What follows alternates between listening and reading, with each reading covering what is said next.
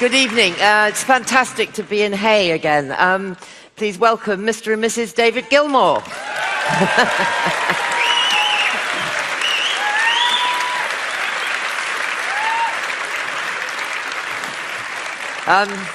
Mrs. David Gilmour, sitting next to me, is in fact Polly Samson, who's a brilliant and wonderful novelist whose recent book, The Kindness, got the sort of reviews writers claw their eyes out to get. Polly's in fact doing another session about her book. We are going to talk about it a bit today. But I've known them both for quite a long time, but there's something I don't know. How did you meet?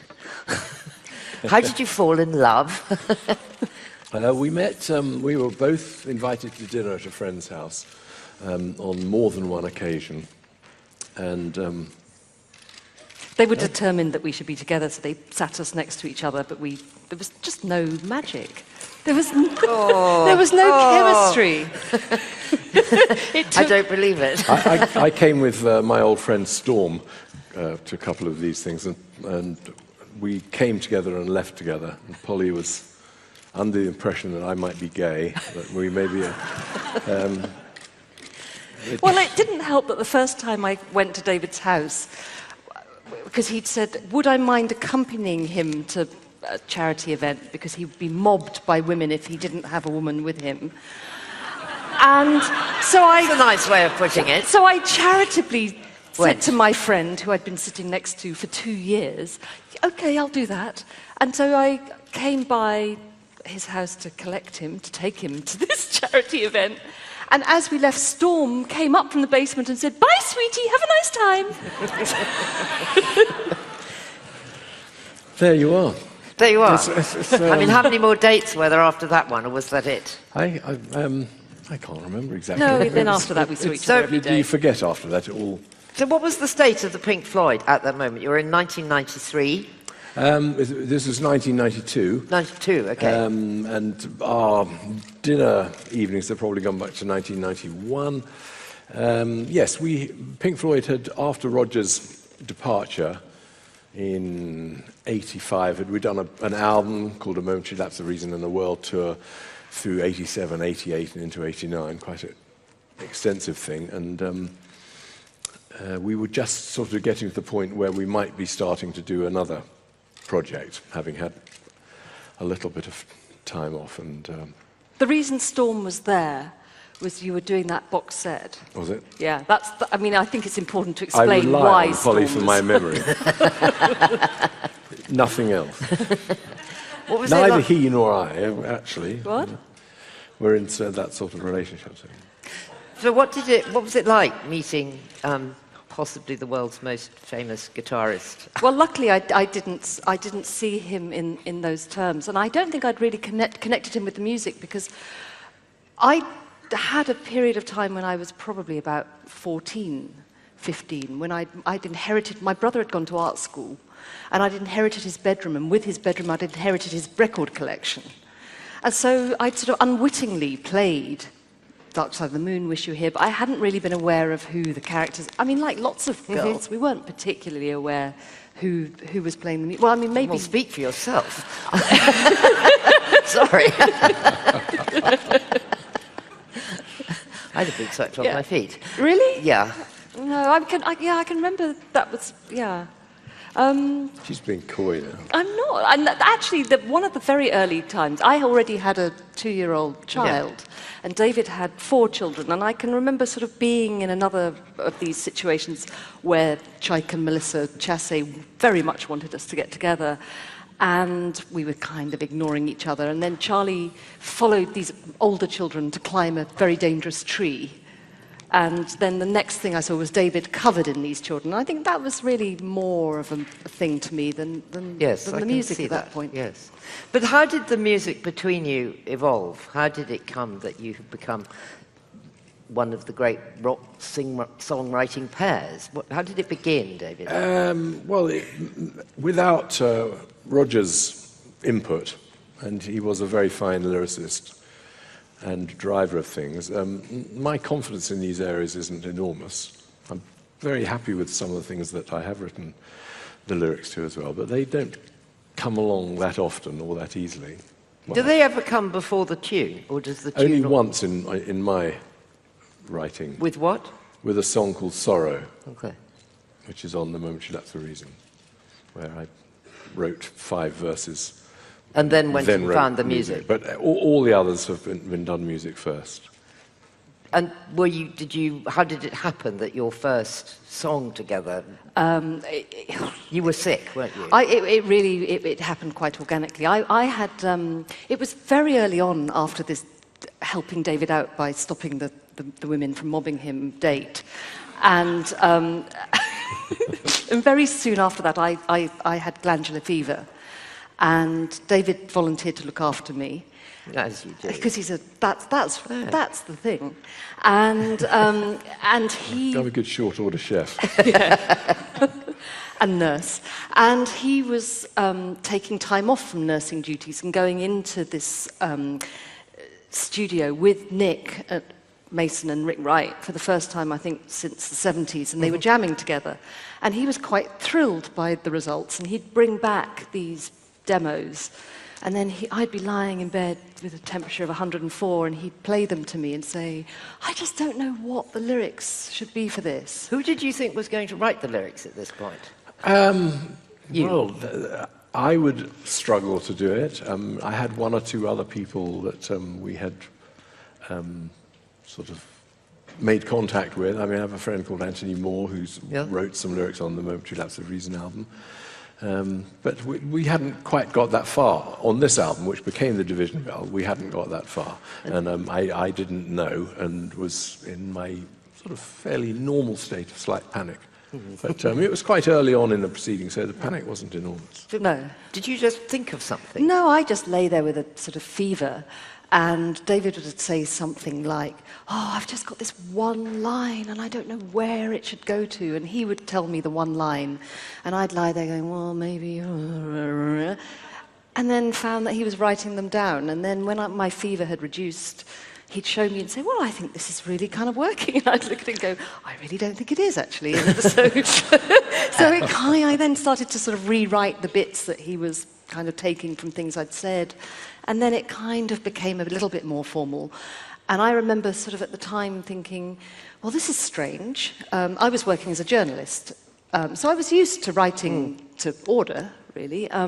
But I wasn't used to sort of anything of this magnitude, and I became aware that it might not be popular. Times were different then, you know, it was a really much more sort of woman-hating culture, but even in 92. It might not be popular, you mean your presence within the band? My presence within a very male band with a predominantly male audience, I thought, this might not go down very well.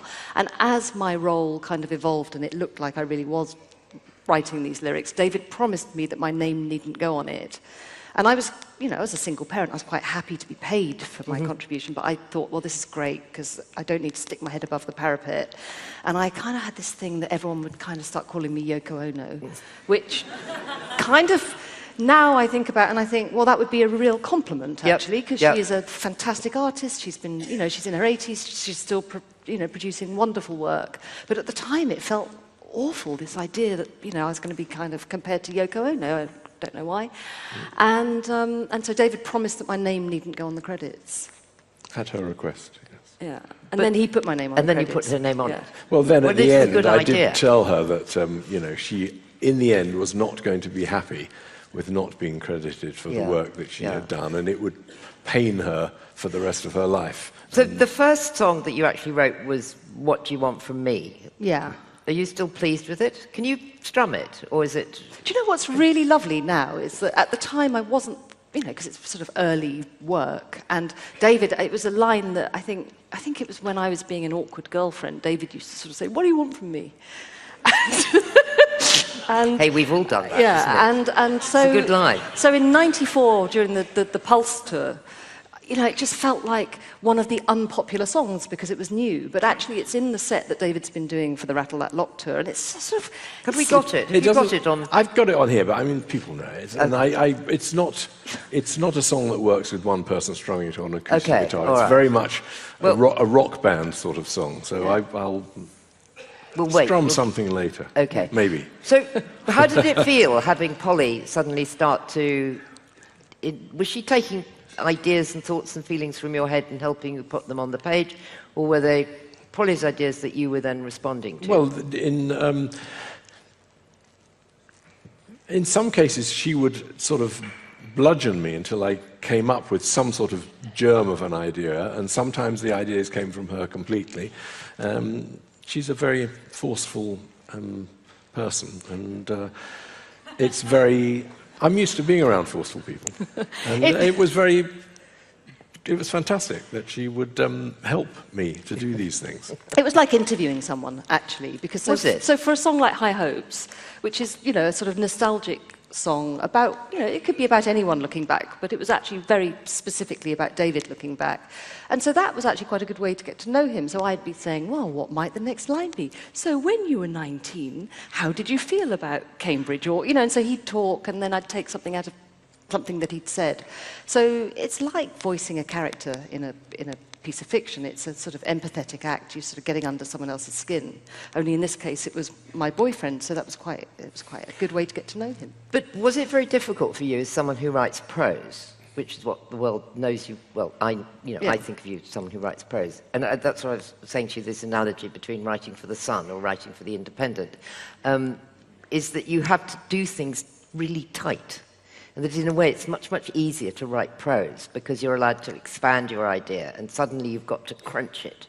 And you've also, presumably with a lyric, you have to maneuver it a bit so that it scans and it rhymes and it has a whole batch of demands. Yeah. Is it really difficult? I like having imposed boundaries. So, I mean, there's a song much later on on an island called The Blue. Yeah, we're going to go through that. Which we'll get to. But I mean, you know, I can give myself boundaries. So with that one, I decided David had done a scat and you know, sung a scat line over a melody, and I'd just written down all the vowel sounds absolutely as he sang them, and then tried to make the words have the same vowel sounds. Cool. Which I like to have something to work with. It feels like a sort of puzzle. It's not. It's truer. It's truer to your original meaning. Yeah. But so when The Division Bell came out and you went on tour, did you? You were in the USA. I mean, were people aware how much you'd written of The Division Bell? No. And what did it make you feel? Was it kind of weird? I felt like a weird secret, really. Did it make you feel like, I wish they knew, I wish they didn't? No, because I was really tired, because I just had glandular fever.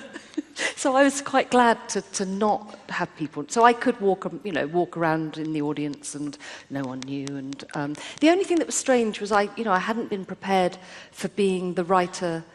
I felt very responsible because they were, David was doing the whole of Dark Side of the Moon, and then he would be doing these new songs. And when you've got a stadium in America, no one really wants to hear the new songs. How long does it take before a new song becomes an old song as such?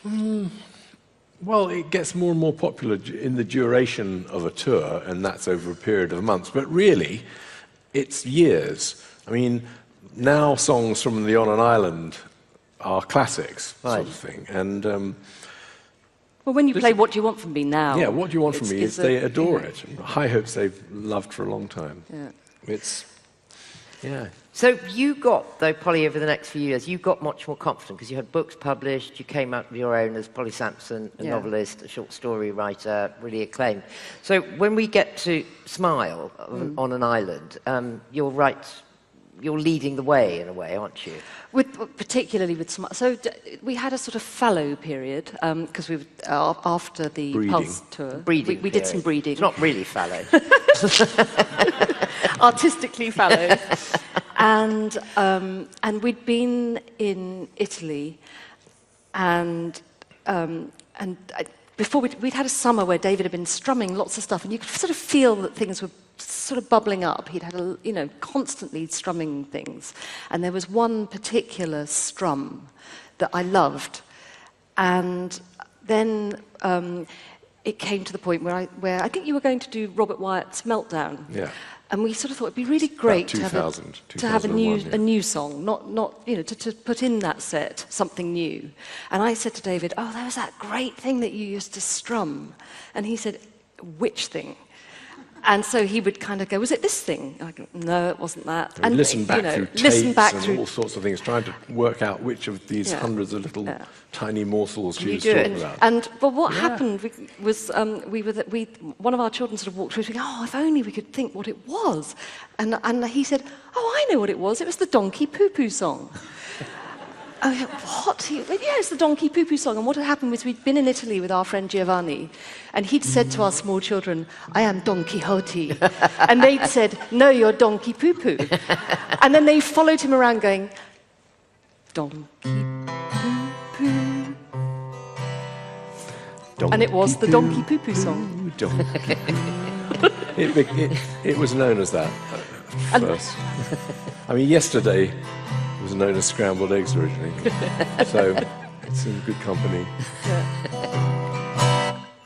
Okay. You're not going to sing Donkey Poo Poo song?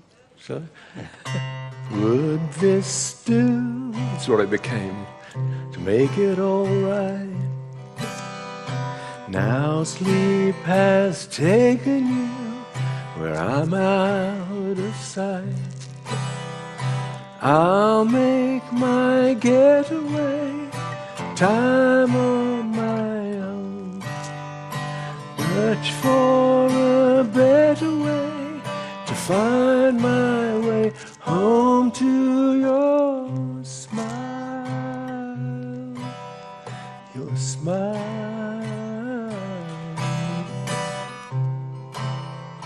and so on. Okay. That's lovely. See, I now think it's me singing about her smile, but it's actually her singing about my smile.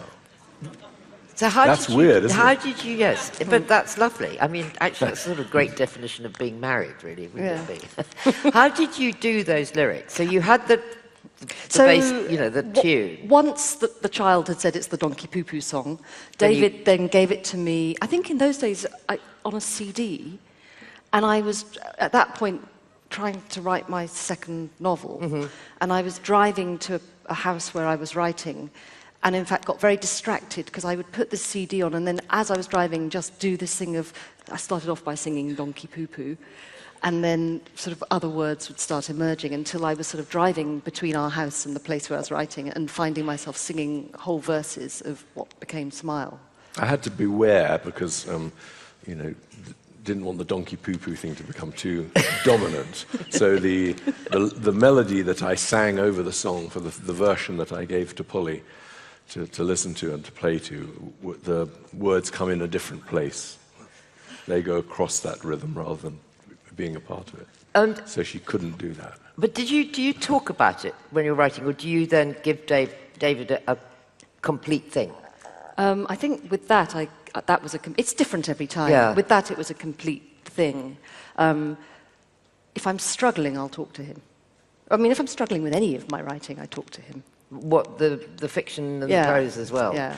Okay, I didn't know that. So Smile got performed at the Festival Hall, right, in 2001. Is that right? Yeah. But it was a one-off song, and then you had the idea that you needed to then build an album. Yes, in a way, the album, is that the right way in to fact, say? took 5 more years before it had. I think actually came out. what happened was you said, "What did I want for my birthday?" And I said, "I want a song." You want a what? A song. That's nice. And so then he wrote the thing that I think of is called "Walk Ourselves Weary," but it's got a different name.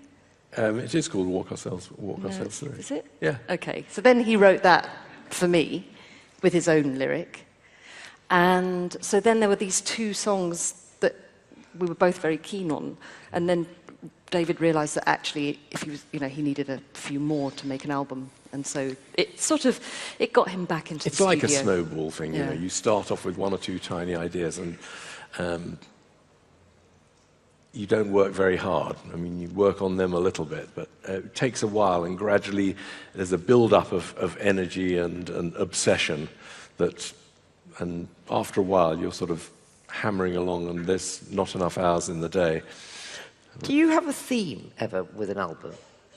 I think any theme that there is just a mood, probably. About where you music. are at that moment. But I don't think it's certainly not anything that I could articulate. I mean, it isn't a sense that one song in a way, leads you to another.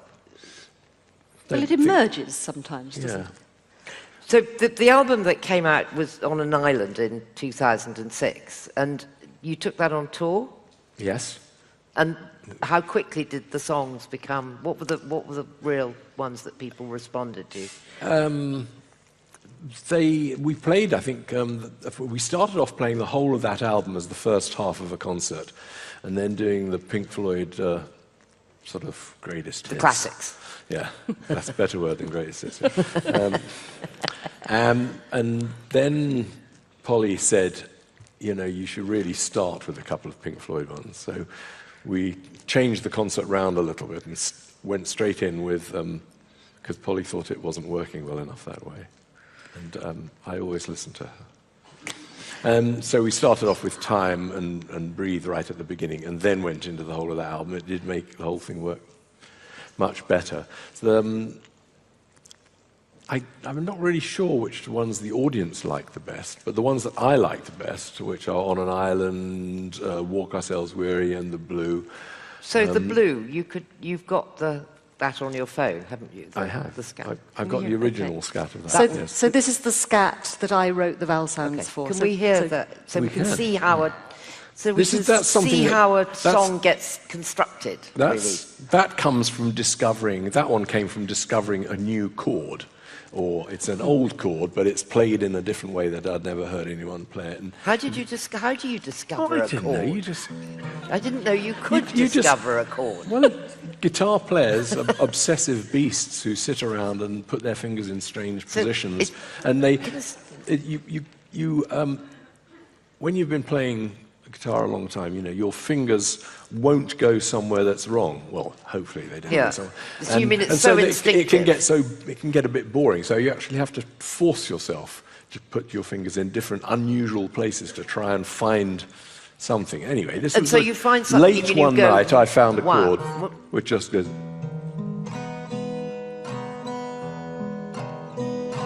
And I really liked it. That's cool. And so I created a track about that, and I'll play you my... And so this is then what you gave to I'll Polly play to you find the- some the lyrics. So early- then I say, could I have a scat over the top? And this is, I think... Sorry, it takes a second because I have to find my glasses. I'm blind. And this is all About. tangled up. And this is all tangled up. Yes, hang on. Not long enough cable, chaps.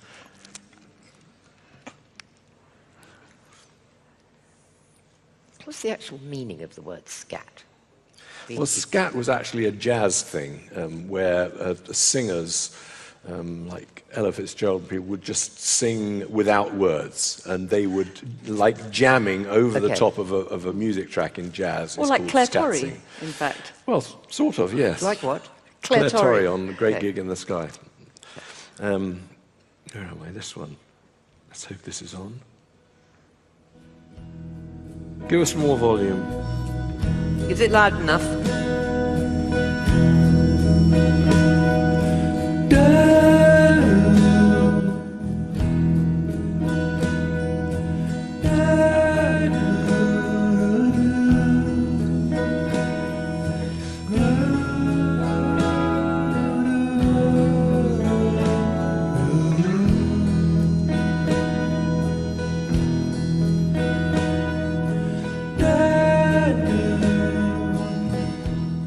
So you get the idea. So It's- you get that, Yeah. and then do you have any clues beyond that? Oh, no.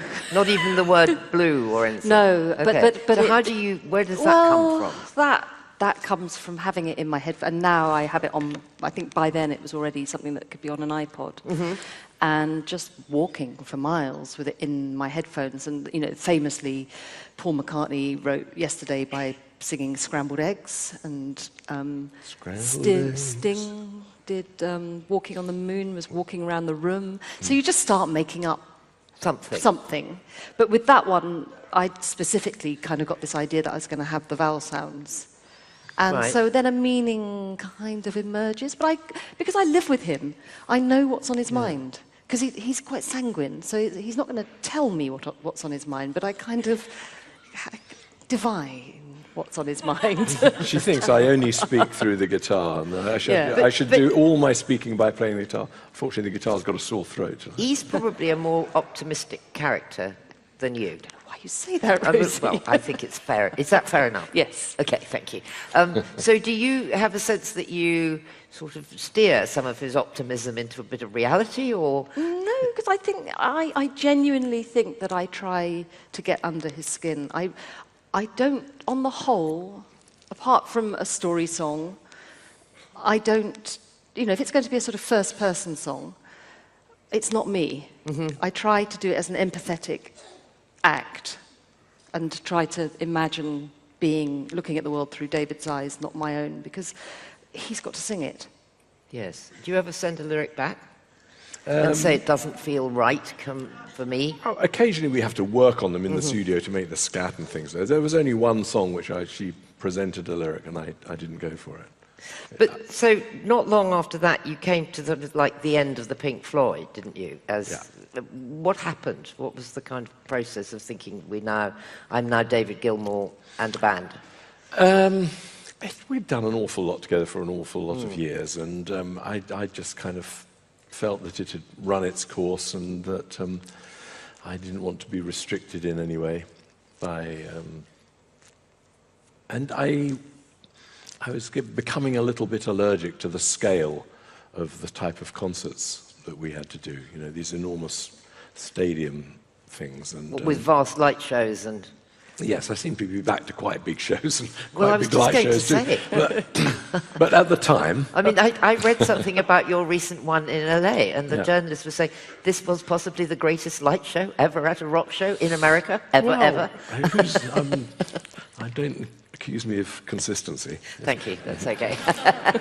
But so you did one last song for the Pink Floyd as such, Endless River. Quite recent. Well, it feels quite Yeah. recently.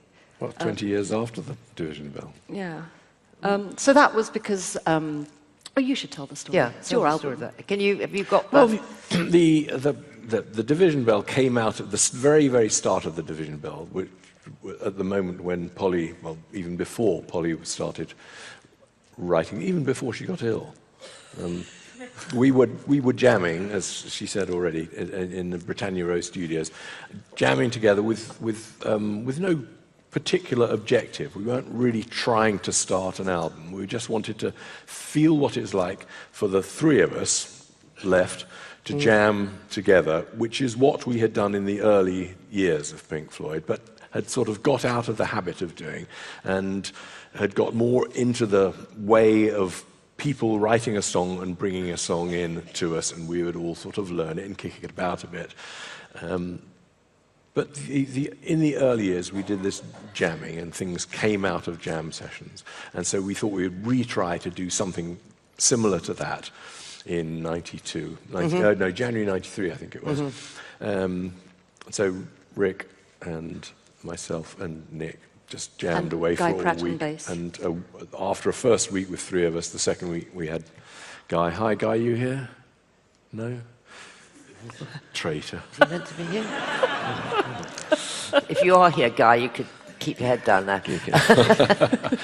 Yeah. So we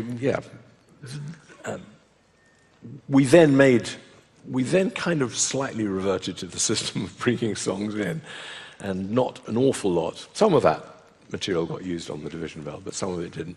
And there was a lot of it left over, and there were some rather beautiful moments within all that, and fans had written and asked us to release this material. There was a bootleg of some of it out and about, and we just thought it would be a good thing to, because it was so nice, and there were moments which are just kind of pure intuitive jamming, where you know what the other person's going to do next, and you join in and you follow. And it can be an amazing experience, and we thought it would be a good idea to put this out. So we listened to all this material, started turning it into an album, and there was one particular piece of music that I thought shouldn't be on there if it turned into a song. And it was something that I had taken in originally anyway. It didn't start in this first 2 weeks of jam sessions. It came along slightly later in a slightly different way. And I wanted to get Polly to write some words for it. But she started writing words.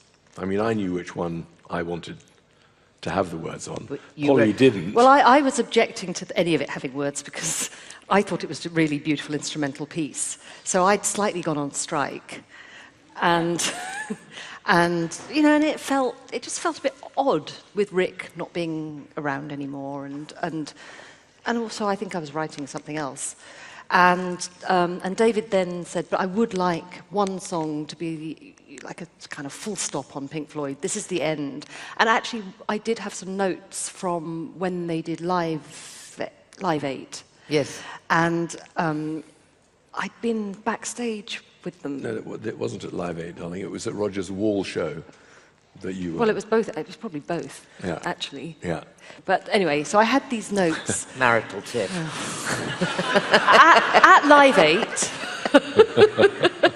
at Live 8, when they were all backstage, there would be this utter silence, very, very awkward silence. And these are men who have toured the world together for 100 years, and they have no conversation at all, nothing. They just sit in this awkward silence. And if you happen to be there, it's doubly awkward because just you keep thinking, should I interject, say something, And anyway, so I didn't. But and then the sort of astonishing thing is they get on stage and they are eloquently speaking through their instruments. And this had struck me as quite interesting. And so I'd made some notes back then, and then probably subsequently, when the same thing happened at Roger's Wall show, when we were sitting with Nick Sedgwick and Roger at a table backstage at Roger's show, you did comment on it. On the silence. Yeah. Can you play it? No. No. Okay, we can't have it. Anyway, so the lyric became about that, about how they don't speak with words, but they speak so beautifully through their instruments. That's a lovely idea, and that's Endless River. That's the song called Louder Than Words on the Endless River. Right, yes, right. Album, yeah. And we can't hear it, no. Well, you could hear a bit of it probably off my phone. It's one of those ones that I'm not even sure I know how to play it. Okay. Because I haven't actually had to play it properly you can tell that since I'm trying to get you to play more. 1993. All right, okay, we'll move right along there in that case. We'll move on to Rattle That Lock, because also I'm really interested in the whole connection to Paradise Lost with Rattle That Lock, and that you were then moving into writing The Kindness, and the kind of things were happening together. Why did you decide to... Did you just decide to read Paradise Lost out of the blue? Or what kind of happened? How did it come about? No, what happened was that the character who tells half of The Kindness was a scholar of Milton, and I don't know how that happened, because I certainly wasn't a scholar of Milton, in fact, not a scholar of anything. And I realised that I couldn't write this character unless I studied some Milton, and I became hooked on Paradise Lost. And if you get an edition with footnotes, it kind of fills in all those things that I think I should know about anyway. It's got all those wonderful classical and biblical references, and I became a little bit obsessed by it. And also it was a great way to put off the evil day of writing. So I spent a year really studying it, and so it's not that surprising that when I'd finished the novel, it kind of bubbled up and re-emerged in a new form for the track that is Rattle That Lock. Which, it was... Rattle That Lock, I'd already had the chorus, and... Was this a case of lyrics coming before? No, there's this great track, and it's such a great track. Have you got the scat of that? We never did a scat of that. This is no, I never did a scat for it. No. But it's the song that came from the French railway announcement thing, The squawk. And I wrote a song, having recorded it on the phone. Have you got it on your phone? Yeah. I can play that little moment. This is recorded at Aix-en-Provence station. Where are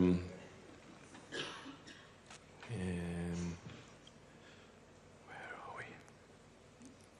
He stood for a very long time with his iPhone in front of the speaker, because, of course, the announcement didn't come. Your train's going to be late. So Is that the actual noise? Yeah. Goodness, it's really musical. But it's really It is beautiful. really It's musical. beautiful. It's rhythm. It's got some. So what did you take that actual sound, or did you then incorporate it into the guitar, or what? No, this is it. This is the actual sound that I recorded on Aix-en-Provence station when we had been staying with some friends down there, and I just held the phone up and recorded this. It's got a bit of extra reverb and stuff on it, but basically it's exactly like that. But you like your... And you can't help but groove along to it a little bit, can you? But it's brilliant, that.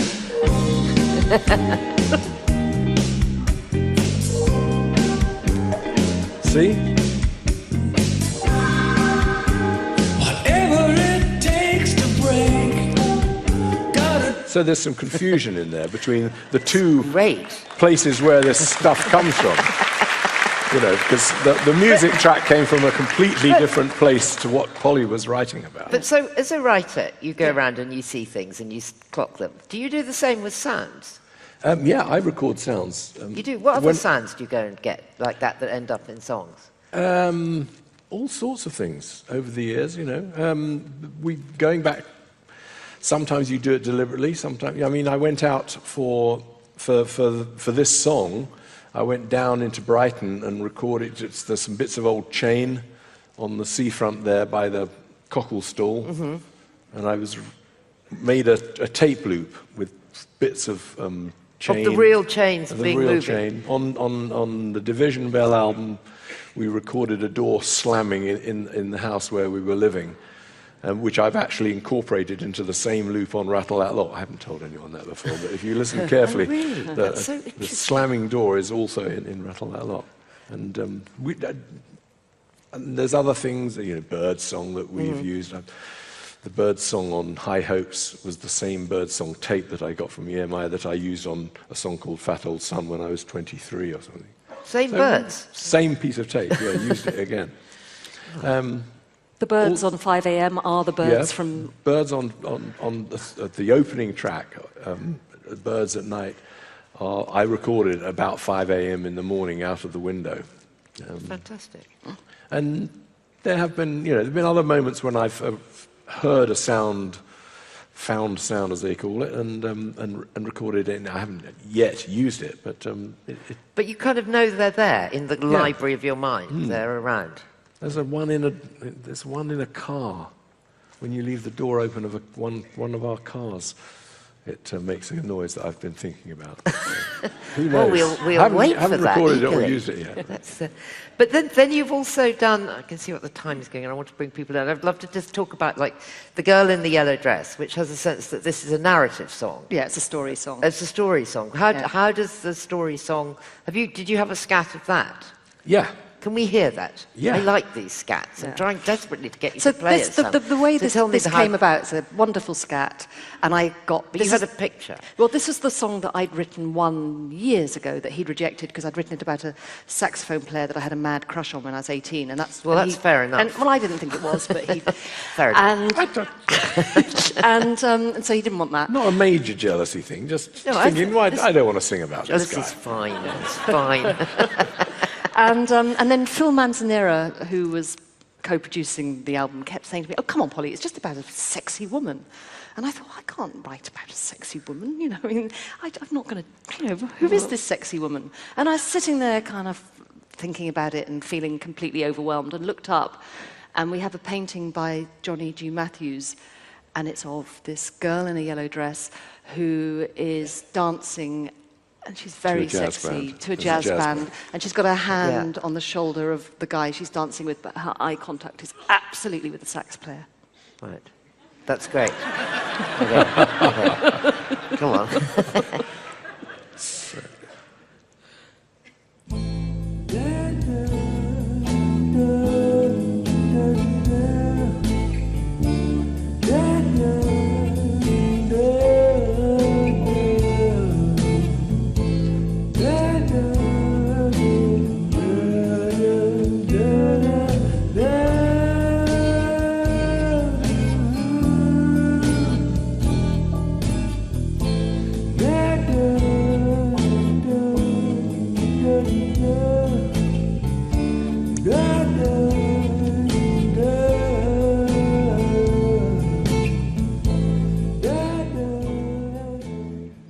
That's lovely. You see, thank goodness he does such a beautiful scat, Yeah, because no, it's lovely, that. to write it, you have to Yeah. listen to that over and over again, and I never get tired of the scats. Yeah, and you can see, actually, you can start to figure out where the words go in. Yeah, it's really helpful.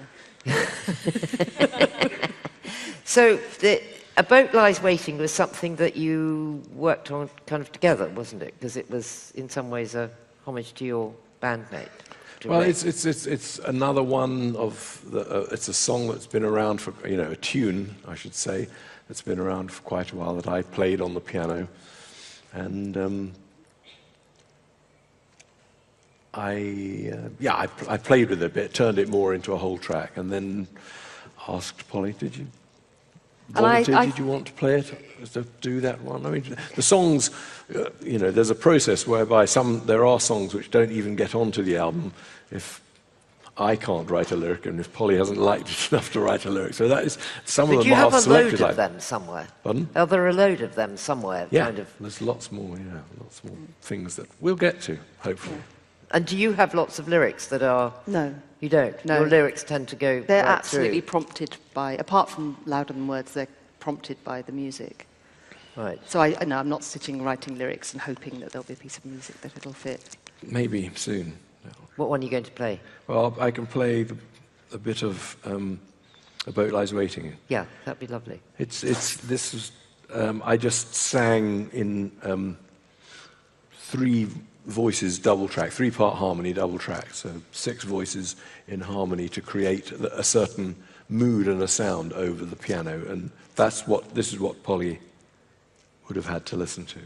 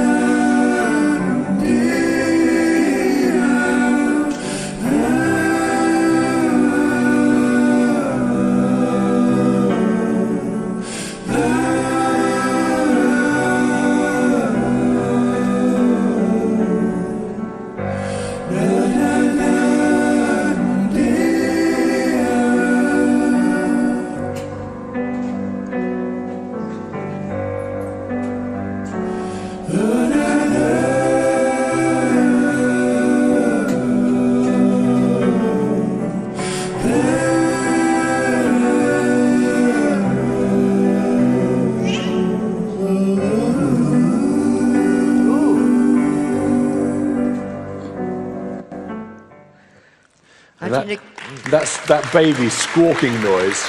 What's that kind of, it goes like that, or I kind of sit at the end? There's a little squawk. It's our son Gabriel, who's now 18. So, that was Gabriel as a baby? Yeah, so it shows you how old that actual piece of music was, and it took quite a while to get it finished and into a state to use. But when you were writing those lyrics, you had Rick in mind? Yeah. Very, and I think that was the first one I wrote for Rattle That Lock, and so we were getting back into the idea of this, and we were walking along the seafront together, and I had that in my headphones, which is a lovely thing to have anyway. It's just gorgeous, just like that. And we sat on the beach, and I said, "So, David, just give me a clue. Just tell me, anything, just something to get me started. What might this be about?" And he kind of stared out to sea, and there's a long silence, and he said, "Mortality." At which point, okay. I mean, that's as much as you get. Then really. she hit me. For fuck's sake. So, we're going to open up in a minute, but I just want, if you're sitting round at the farm and you're playing around the campfire, what do you play on your guitar?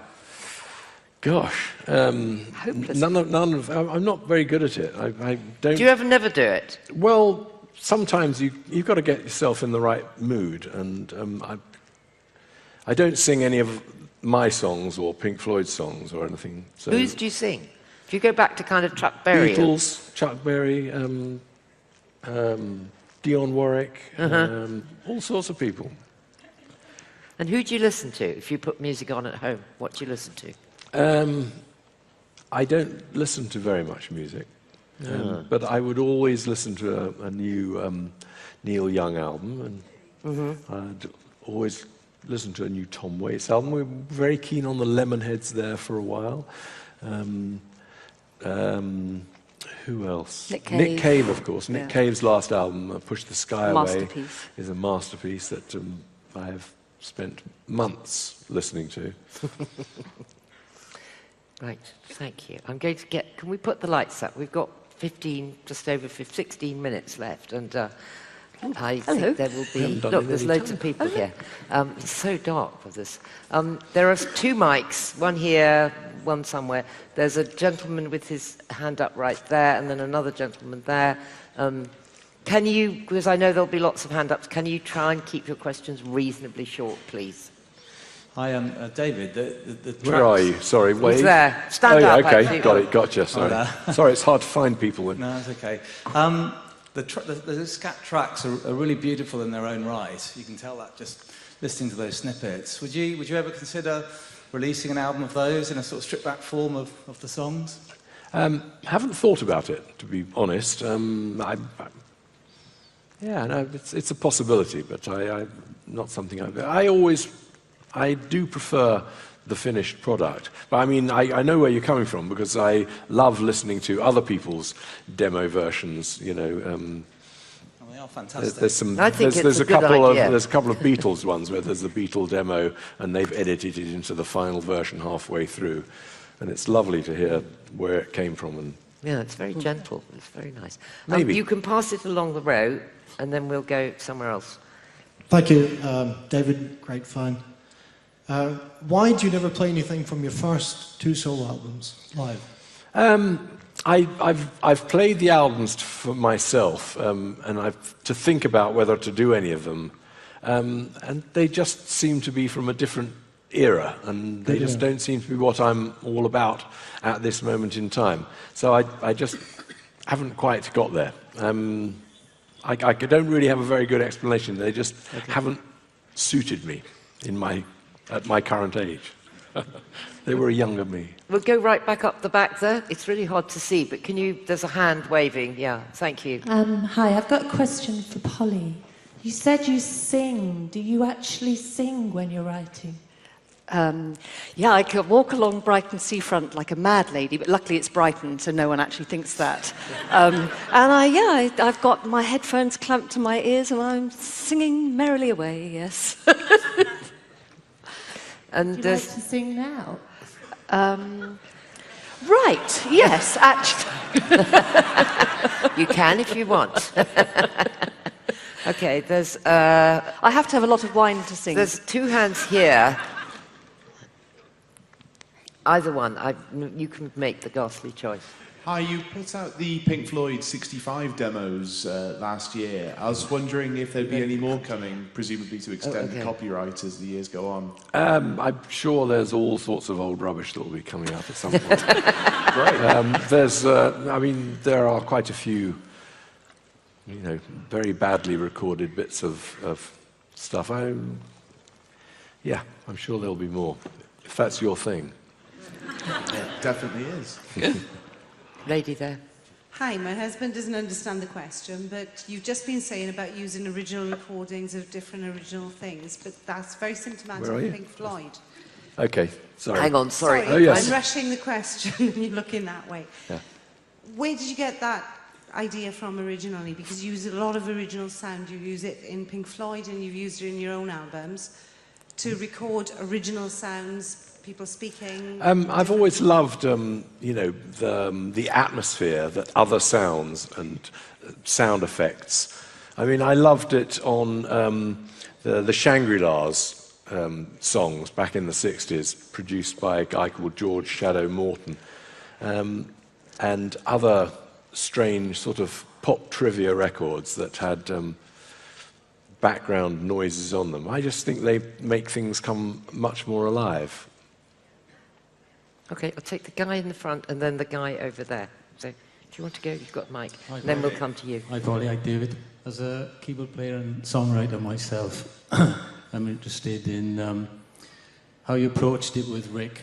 His playing was so simplistic and beautiful with the soundscapes.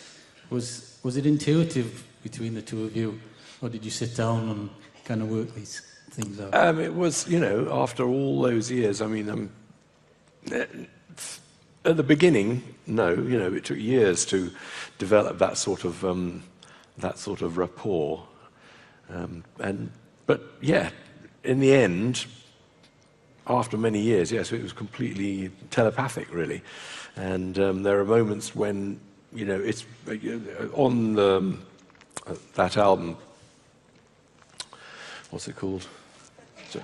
You know, darling. I have to turn to her. Sorry, I wasn't listening. No, on the stuff we did for the Division Bell at the beginning, it's alive, you know, and you can hear us managing to have this rapport. And on the 2006 tour, in fact, the On an Island album, we played Echoes. Was the most fun we had on that tour. Really, the song we had the most fun playing was that. And in that stuff, I never knew exactly what he was going to do, in theory, and he never knew what I was going to do. But we absolutely did, and we never really put a note wrong between us. And it was always a surprise and always a great pleasure to understand that rapport. Do you miss having that kind of collaboration with someone? Yeah. It's you can't buy it. And it's like you can't acquire an old friend. You can't. No, I think that sort of thing is something takes years and years and years, and you have to start when you're quite young, I think. And I think you realised it more after he died, and you were then trying to find someone that you could play like that with again, and you realised. Not someone who could play like him, but someone not like him, who but could to have that same sort yeah. of rapport and that same understanding. Yeah, okay. It takes years. Somebody there? Thank you. Hi, Dave and Polly. Where are you? Sorry, wave. Yeah, it's the guy there in the blue gotcha. shirt. Yeah. Came out to the Antique Orange gig, and because the visual eye and the full lighting thing, the poor Roman theatre couldn't take it. Do you think that was a more pure gig because we all concentrated on the music and the lyrics as opposed to the visual? Which one was a more pure gig? The Orange. Orange. Yeah. Well, we had some lights and stuff there, didn't we? Yeah, you did. We didn't shortchange you, I hope. No. No, it was because the full thing couldn't be there. I think it was a better gig. Well, it was certainly a good gig. It was one of the great ones. Yeah, thank you. Okay, it's right up the back there again. Sorry, the light's really bad, difficult. I know not everyone will get in. Okay, someone up there? Hi. Wow, that's loud. I had the pleasure of listening to a talk by Gerald Scarfe, and he's saying that a lot of his talent was because, or at least he had a lot of practice because as a young child he didn't go to school a lot. This is a question for both of you, sorry.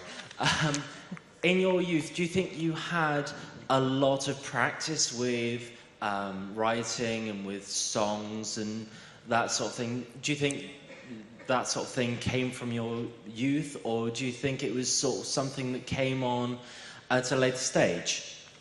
Polly, were you a writer from a child? Oh, from tiny, and I didn't realise it was unusual until I had my own children, and some of them then at the age of 5 were not writing little stories and stapling them together, and so I thought my children were peculiar, but actually you were peculiar. I was peculiar, yeah. And you? I started, playing the guitar at 10. Did you play anything before that? No. My mother played the piano. My father sang around the house quite a lot. My brothers and sisters all played instruments to some extent, but I never learnt any of those ones or had lessons. And at some point, yeah. What made you pick up the guitar for the first time? I think Rock Around the Clock, probably. Yeah, good enough reason. Okay, where is the microphone now? Okay, yes, all right, that's fine. Hello. Hiya. Good evening. It's first of all, I would like to say that it's a great honor that I can be here and listen to these stories. That's why I came from Eastern Europe here. Well, great. Welcome. This is for Mr. Gilmour. Sir, a musician like you, a legend, and a man who's a huge hero for so many, do you still find role models or inspirations in musicians younger than you? And if you could give an example. Oh, Thank you. That's nice. It's a tough question. I don't really listen to much popular music anymore. I seem to be so busy with other things, and I'm so obsessed with doing my own things that I couldn't really pinpoint one out. There's a nice chap playing tonight here, Willow Robinson. I do recommend that. You heard it here. Okay, guy there. Yeah, hi, David. That was beautiful.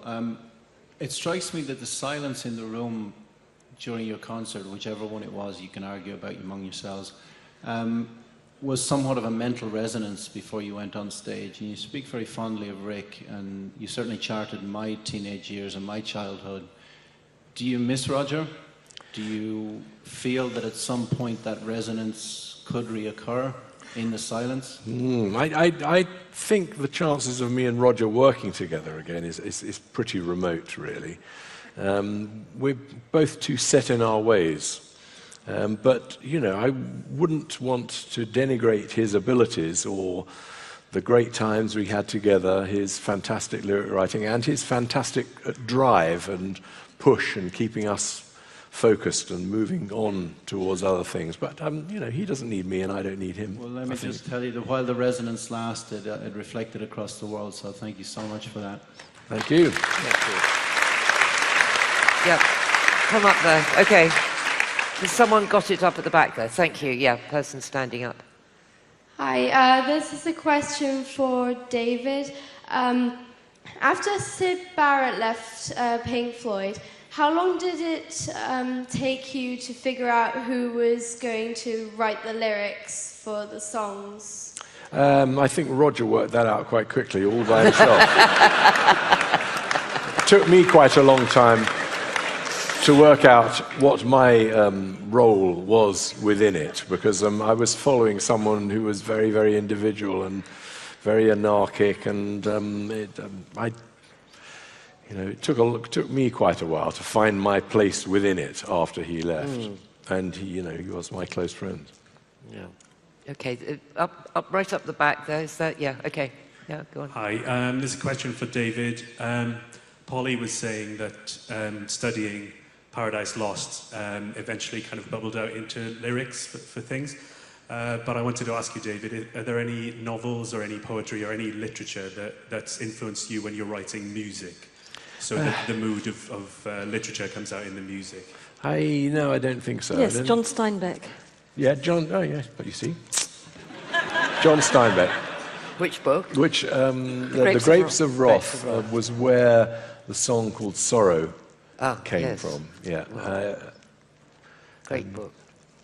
But not usually. Lots and lots of other lyric writers have sort of impinged on me. But I really apologise because I can't see clearly who's had their hands up for long enough. I think the gentleman in blue over there. Over where? Okay, that gentleman there, and then that gentleman over there, and then we may be out of time. Depends how long your questions are. Okay. Hello. Hello. Evening, Keith. Oh, Keith. Hello, Keith. It was really touching when you played the guitar. Yeah. It felt very intimate between the audience and you. I just wondered if you'd ever do a tour just for the guitar. Well, I've done a tour which was guitar, a double bass, and a choir singing, being pretty much all the keyboard parts, but back in 2001, 2002. But no, I like the comfort blanket of a band around me. Are you going to play again before the end of the evening? Come on. Keith, I love you. Thank you for asking that. What were you thinking of? Anything you fancy. Okay, all right, we're going to take one more question, and then we have only a minute left, so you can't play for very long, and then would you play a bit of guitar? Okay. Okay, question over there, which I'm afraid is the last question. I need a better request than comfortably numb, though. But anyway, Keith did cook you bacon this morning. He did. Great to be last. My bacon. Hello, David. Very nice to speak to you. Sorry, where are you? He's over there. Here. Where? Mad Hatter. Wearing a hat. See him. Oh, yes. Okay, gotcha. White Thank suit. you. Okay. Just a bit of info on the forthcoming dates. How different is the Rocklaw date going to be? Well, and it's also the what? The Besancon, which do sound to be very unusual. Rocklaw is going to have an orchestra playing, conducted by Zbigniew Preissner, who is the arranger of the orchestras that played on the last two albums, On an Island and Rattle That Lock. So that will be unusual. The rest of the concerts in Europe, I haven't really got them exactly planned, but they'll be similar to the other ones, I think. Similar to Pula? Pula? Well, I played Pula, yes. Yes, similar to Pula, I would think. Yeah. Thank you. Thank you very much. Okay. What am I going to play? Anything. Fat Old Son. When that fat old sun in the sky is falling, summer evening birds are calling. Summer Sunday and a year, the sound of music in my ears.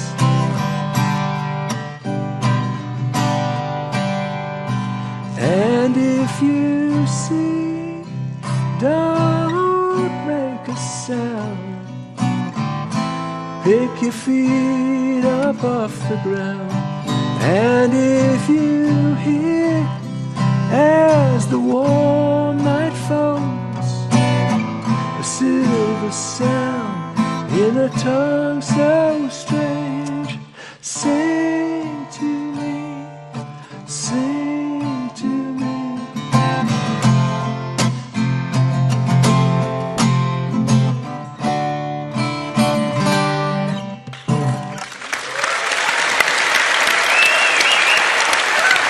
Spot on. Such a pro.